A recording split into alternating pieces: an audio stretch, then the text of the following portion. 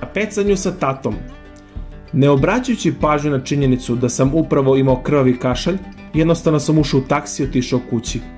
Bio sam jako umoran i hteo sam da spavam. Pošto sam se vratio kući prilično pospan, moji roditelji su mislili da nešto nije u redu. U stvari, zaista je bilo tako jer sam pre sat vremena oprostio od ljubavi svog života. Ali, sad sam samo hteo da spavam. Otišao sam u krevet, a da se čak nisam presvukao.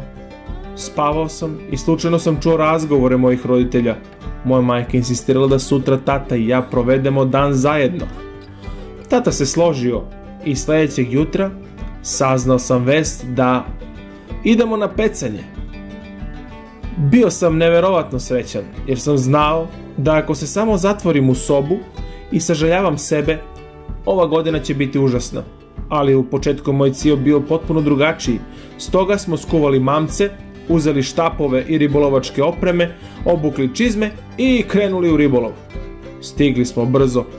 Priroda je svuda oko nas i čak sam se na trenutak osjećao kao u bajci, kada mi je ptica sletela na ravme. Dok je moj otac raspakovao udice, počeli smo da pričamo o uobičajenim stvarima, ali tada je tata odlučio da ide mnogo dublje. Pitao se kako smo ja i Alisa.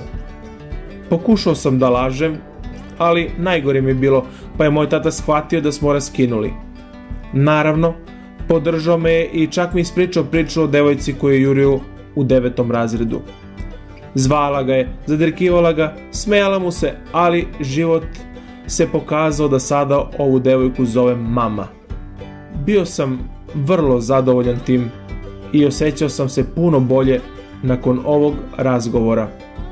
Moglo se govoriti beskrajno, ali nismo želeli da idemo kući bez ribe, pa smo nastavili da pecamo. Vreme je bilo predivno, tiho, sunce je sijalo, voda je bila mirna i plovak je bio vrlo jasno vidljiv. Kako se riba ne bi uplašila, mi smo ćutali.